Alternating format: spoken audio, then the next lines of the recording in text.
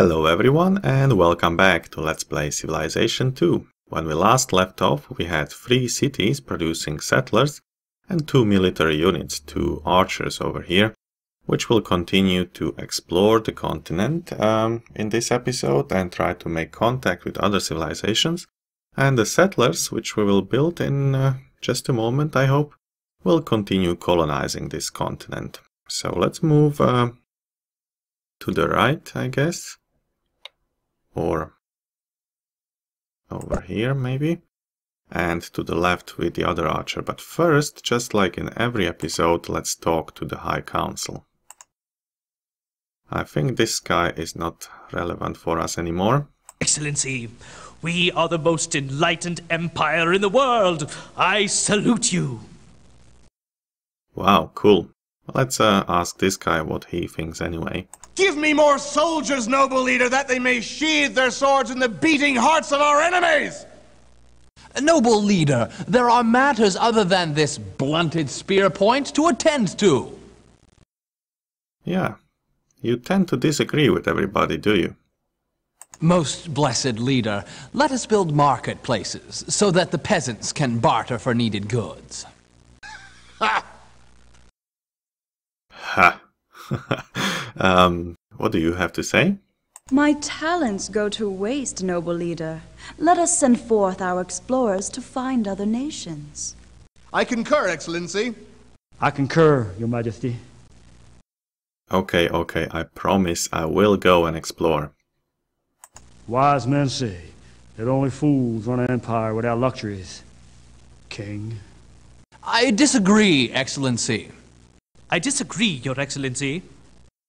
Yeah, I don't know why am I even asking anything. Okay. Let's go left. And our turn. Or do we have anything to do here? No, and no, and no. How much to buy? 37. Let's actually complete these settlers as well. And now end the turn. Zurich builds settlers. You can... Let's zoom to the city and start building something else. Like... we could use a temple, I guess. Let's have a look what it does. Up to 2 discontented citizens are made content. It costs only 40 shields, but causes us to pay 1 gold coin of maintenance. Okay, but I think we need the content citizens, so we will build this. Let's read the description as well. In ancient times, almost every city had a temple dedicated to the city's patron god. Many cities also had temples dedicated to other gods as well. In modern times, temples are thought of as places of worship, like churches and cathedrals. Ancient societies, however, considered temples to be the local dwelling place for the god or goddess to whom they were dedicated. The faithful citizens brought gifts of food, rare metals and spices to the temple as a sign of homage and respect. The presence of the temple in the city had a comforting effect on the population, and wise rulers often constructed one as soon as the city began to grow. And because we are wise rulers, we will do so as well. So let's start building the temple in Zurich. Okay, exit. And Bern builds settlers as well. Bern will continue doing something else. Or do we want temple there also? I guess not. We should really build... Let's build 1 more warrior and use it to explore. Okay, and this settler over here will move to the right, I guess. By the way, you have probably noticed that the city size has decreased by 1, from 2 to 1, and that's because we have built the settlers. Each time you build a settler, the city size will decrease. And now we can reallocate things which are... Okay, surplus 1, science only 2, Okay, 3 and 2 arrows. 2 and 3 arrows and 2 shields. I think it's better to have the production on this tile. This would also not be so bad, but we wouldn't have any surplus food and wouldn't be able to grow. So let's do this. Yeah, seems okay. And in burn, that's fine. Okay. What can you do? Here we can build an irrigation, for example. So let's move there. So I will start building irrigation over here with this settler, and maybe a road, or both irrigation and road in here with this settler. The other option is that I completely forget about that and start moving over here to found my next city, and I think that's exactly what I want to do. Yeah, we will build the improvements a bit later. Okay, move to the right. You can move to the left, and let's check what Lucerne is doing, building settlers. That's fine. Let's check our happiness. Is okay. Our science output, total science of 7 and discoveries only every 7 turns. We need to improve our science output. Okay, burn has again grown. That's perfect. And we will move the settler over there. These guys will continue along the river. I think I will even start building the road with this settler. We have 3 cities already. 4th will be founded soon with this settler. So let's concentrate on roads as well. Because roads are important. Let's actually read something about the roads. A network of good quality roads improves travel between cities. Roads were important to ancient civilizations for trade and the movement of troops. As technology grew, roads were improved. Modern paved roads are passable in almost any type of weather and can be traversed much more quickly than dirt roads. Roads can be built by settlers and engineers by pressing the R key or by selecting the Build Road command from the Orders menu. Roads can be built in any terrain except oceans. However, they cannot be built in a river square until the discovery of bridge building. Units moving along the roads expend only 1/3 of a movement point per square, regardless of terrain type. Roads also increase the amount of trade produced by deserts, plains and grassland. So, roads have many advantages. They increase the amount of trade, which is the most important thing in this game. They increase our movement speed, and they are generally useful and nice to have. So we'll be building those wherever we can. Okay, that's fine. Let's end the turn. You, my dear settler, can start moving. You will go up and start exploring. You will go left and explore as well. Okay, let's have a look at our cities quickly. Buying a temple costs a lot of gold. Buying a settler here is also too expensive, but buying a warrior could be, yeah, it's completely okay to do that. So let's do it. And we'll have one more unit which will explore, I guess over here or maybe over there. We'll see. We'll see. Okay, that's fine. Nothing else to do. Let's end the turn. Barbarian raiding party lands near Zurich. Citizens are alarmed. Wow. Where are they? Ooh, over there. Okay, so there are 2 barbarian archers and 1 barbarian leader hidden behind this archer. And I want to keep my distance from them because it's much more of them than my single archer. But if we ever could, I would like to capture the barbarian leader.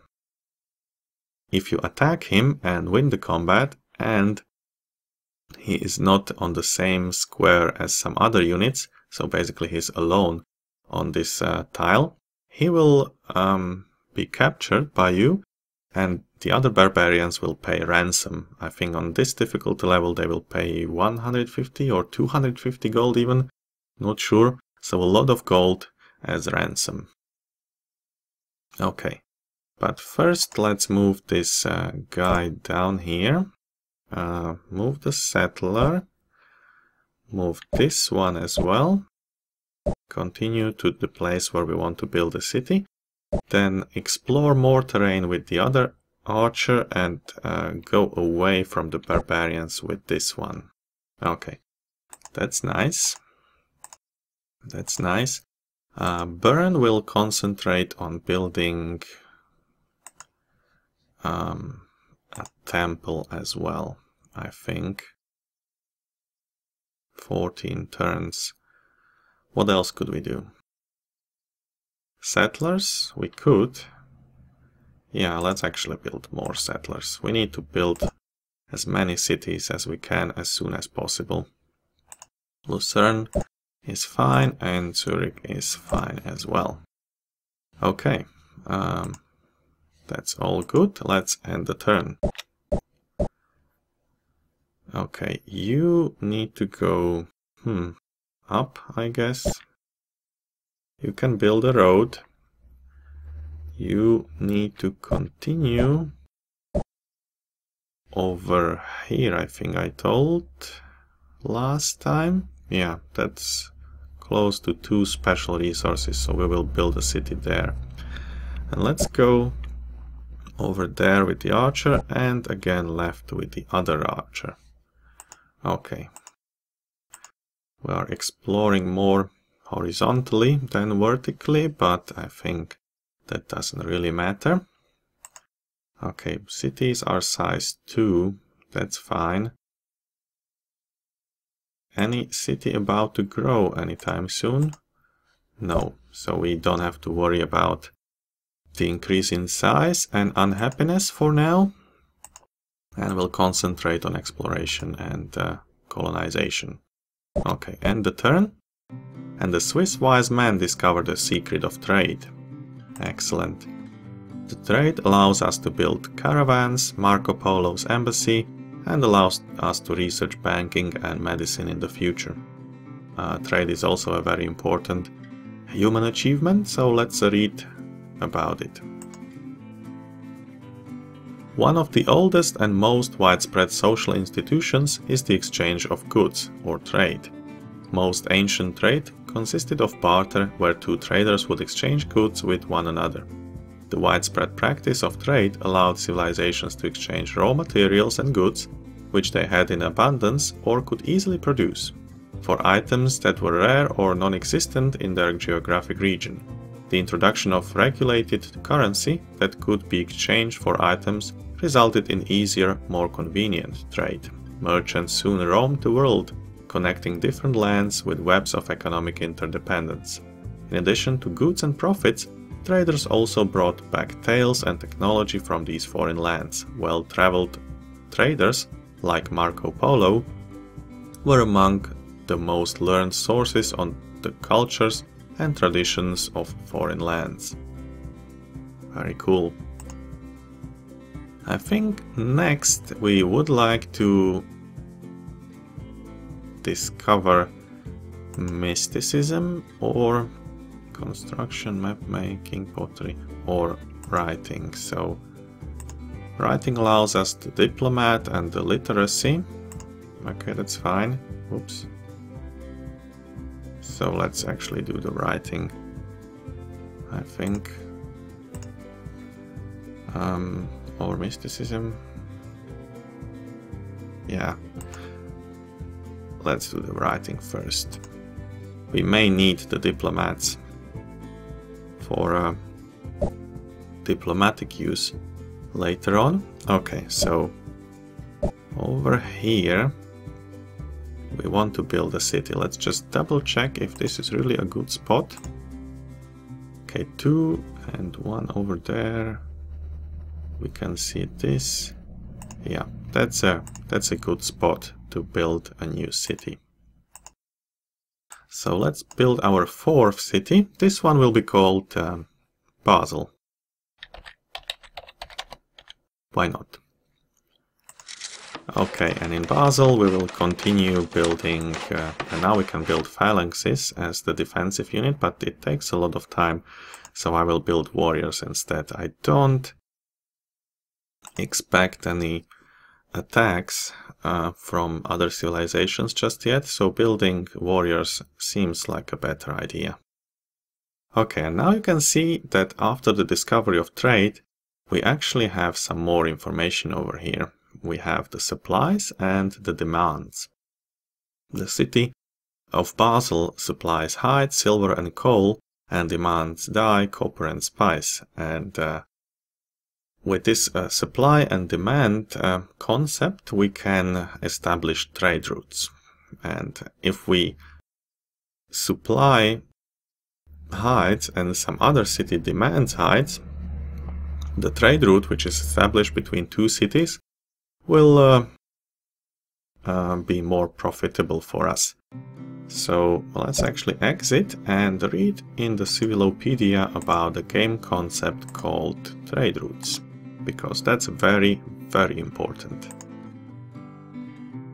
Trade routes are established by moving a caravan or freight unit into a city at least 10 squares from the unit's home city. You receive an immediate cash payment on the turn that the route is established. On each ensuing turn, each city receives a trade bonus for as long as the trade route exists. The farther apart the 2 cities are, the more valuable the trade route. Trade routes established with cities of a rival civilization tend to be more profitable than those established between friendly cities. Each city may have up to 3 active trade routes at any time. When using the advanced trade rules, the value of a trade route is also affected by the type of goods traded. When trading a commodity that is demanded by the destination city, the trade route is much more profitable. Okay, so to establish a trade route, you need to build a caravan, move it to another city, either friendly or rival, which is at least 10 squares far away from the original city, and that's it basically. And if you're trading with other civilizations and if you provide goods which they demand, the profit will be bigger. What people don't know is that you don't only get gold, so monetary profit, but also the same amount of science beakers, and that will also be very important for our research. Good, I think it's time to move, let's say, over there and down with this archer.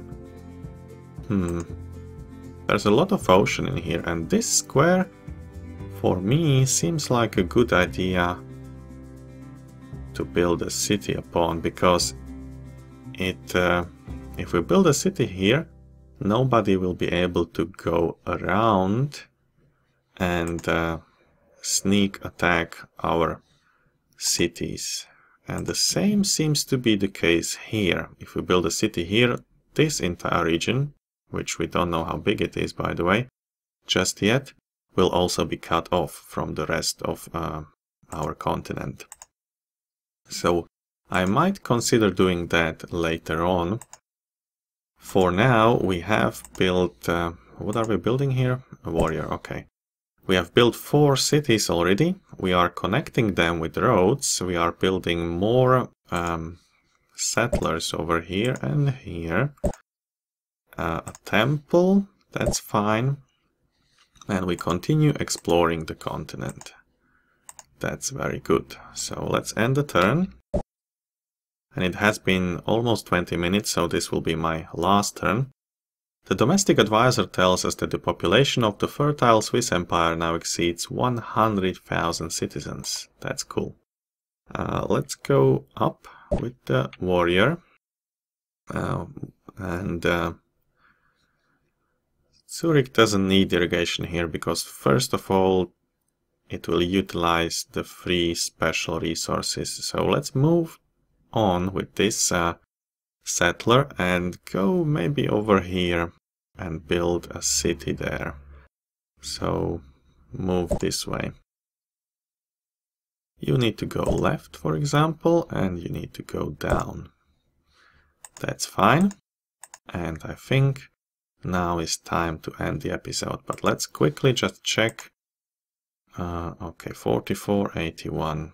I think I will actually buy a temple very soon, I guess. Not sure about it right now. A settler. Yeah, I will save the gold to build a settler. Another settler, and this will take 3 turns. We can build it for 16 gold.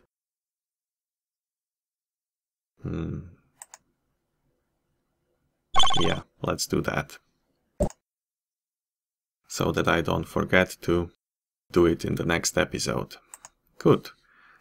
Everything seems fine.